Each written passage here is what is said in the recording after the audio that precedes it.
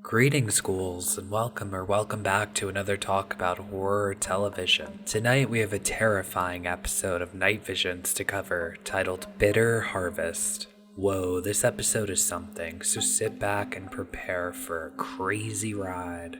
We open up at a farm with a couple of young guys staying busy. We quickly learn that Old Man Jennings, the neighbor from next door, is rumored to be a murderer, and his mother, a witch. Shane Watkins, our main character, is going to find out that the truth is far worse. Ooh. The family horsey named Ginger is a few weeks pregnant. Shane's never talked to the old man before, but one thing he does know is that the best fishing hole in town is on his property. Shane caught a fat fish over there the other day. His father likely overhears at least a bit of the boys' conversation, and Pops tells him to leave that poor old man alone. Shane asks him if he believes what they say about the old witch man. His dad isn't helpful. He tells him to finish up his chores, that he doesn't believe in that foolishness. Later on, Shane grabs his fishing pole and makes a run for it on Mr. Jennings' property, which we can guess is a horrible idea. We can see several no trespassing signs scattered throughout the front yard. It isn't long before the dopey kid Shane gets spotted by the witch man, which scares the shit out of Shane. And Shane's response isn't the best. He starts running around nearly pissing himself, trying to avoid Mr. Jennings, who basically teleports around the property in typical witch fashion. Eventually, Shane steps on something that turns on some heavy machinery, which I'm pretty sure is called a rice huller, maybe? Correct me in the comments. The old man trips and falls hands first into the machinery, and we see the blood and carnage pour out from the top. What a nightmare. Shane stands there in shock, while his dad hears the persistent screams of his neighbor, all the way from next door. Pops is the one to help him out. We learn at dinner a few days later that Old Man Jennings just got out of the hospital, and yeah, he lost both arms. This instantly turns the stomach of the poor guilty kid, who feels immense remorse. His parents have no idea that Shane was there that day and may have been partially responsible for the accident. Shane leaves dinner sick, and that evening he sits up late at night. He gets up to shut his window, and we see the creepy old man outside looking up at the window. Yikes. This episode is strong at building anticipation and tension. We know the old man must be feeling something, but he has quite the poker face. The next day, Shane runs into Jennings, and it scares the hell out of him. Old Man Jennings tells his pops that he has a bone to pick with his son. That's not good. Will he rat Shane out? Not for the missing arms, but Jennings tells on him for fishing on his property without permission, and then requests some help around the farm from the boy for a few weeks until he gets his prosthetic arms. Pops happily agrees to pimp out his son's labor to the old man. Shane is terrified of the man, and he does his best to get out of it to no avail. On the next day, Shane arrives at the man's house. He can't handle it when he gets touched by the amputated arm. Oof. The first task assigned to him is to clean out the rain gutters. Hope no one is afraid of ladders because we're going up. He climbs up there and starts cleaning them up. Shane slips, of course, and nearly falls to his death. He cuts his hand up a bit.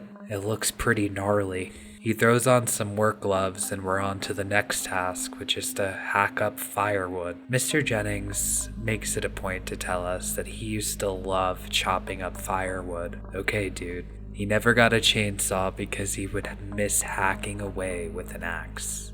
Now that he can't anymore, he says he will go crazy, and just as he says that, the boy swings down and nearly chops off his foot. It's pretty weird. It's almost like Old Man Jennings really is an old witch. The old dude gets really smiley when Shane nearly hurts himself, which is a pretty big red flag to me. Later on, Jennings has to go into the hospital for physical therapy. This gives Shane just enough time to snoop around. He finds a recently buried grave and decides to uncover what's in there. Remember the horse Ginger from the opening scene? Yeah, well, the fancy blanket with Ginger's name on it was buried in the old man's yard, and inside the blanket were the old man's arms. How horrific is that? Definitely screaming witch to me. Shane goes back to his house and tries to explain to his pa that he can no longer work for Jennings. Shane does a horrible job explaining his reasoning though. His dad calls him beat and tells him to continue working for the man or else. Later he has to go back and help the creep, knowing that there's nothing normal about this dude. Shane helps him shovel horrifying food into his face, and we learn what today's task is going to be. Shane is going to be fixing up the silo, which is where we lost his arm, so the mood is tense as hell. The machine gets jammed and the kid's gotta stick his arm in there and unjam it. Understandably, he's shitting himself because the old creep could push the button and return the favor on him, but the old man doesn't. Shane snags the piece causing the jam, and it's none other than a piece of the old man's bone. How disgusting. Well, that's the last of the work on Mr. Jennings' farm. The old guy even pays Shane for his 2 weeks worth of work, which is quite a surprise to Shane. Shane doesn't understand. He asks the old guy why he never told his dad what happened. Mr. Jennings plays it cool though. He tells him he doesn't see a point. On his way out, the old man stops him and tells him to grab what belongs to him, the horse's blanket. Jennings tells him he doesn't need it anymore. That sounds bad. That night, we get to meet Ginger's offspring. Remember the horse we were expecting in the opening? Yeah, well, the poor thing was born without limbs, and it's sadly gonna have to be killed. Shane is so disgusted, I'm pretty sure he vomits. Shane, I am so sorry. Bet says he's never seen nothing like it. Horse with no limbs. It'll have to be destroyed, Shane. Now, don't go blaming yourself. It was nothing you did. It's just hard to figure sometimes. Your mother and me, well, we were waiting to tell you till it was sure, but I think now's the time you need to hear something good. Real good. Your mother's expecting. You're gonna have a little brother or sister, Shane. Somebody you can take care of, play with. It's gonna be all right.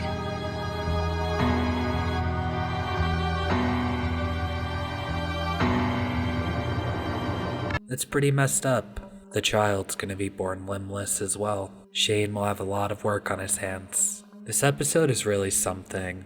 Let me know what your thoughts are down in the comments. I'm definitely gonna give this one an 8.9 out of 10 for the series Night Visions. This one is really twisted, but definitely watchable. The first time watching this, I was so glued to the screen, but how awful is that ending? Yikes. Another feel-bad episode, but hey, not all of them can leave us joyous. This one shows the gross, vindictive side of the human condition. It's an innate response to want revenge, but this is a pretty crazy level to it, if you ask me. This revenge was not warranted at all, in my opinion. Moral of the story is never fish on a witch's property, or else. I'll be sure to follow those rules, Night Visions. Thank you for letting me know how dangerous unauthorized fishing is. So I liked the acting in this one. The old guy was deeply unsettling because he kept it so cool and calm the whole time. I wasn't sure how he was going to get back at the boy, if at all. But wow, did he. I liked that we had a guy witch too. That's always fun. The set was great. I love being outside and seeing the country. Yeehaw, partner. The writing was really good as well. The characters weren't the easiest to identify with for me, but I'm certain there are others out there who fit into these archetypes much better than me and can appreciate the characters. They definitely felt familiar and believable for sure. As far as stories, I think this one makes sense and was satisfying to experience. The ending was really shocking and far out there though, so be sure to let me know your thoughts down in the comments. I want to thank my patrons for supporting today's video. If you love the channel and you'd like to help out, you can do so through Patreon, and I'd really appreciate it. And I appreciate you for watching until the end. And I'll be back soon with more creepy television. Be well and stay spooky.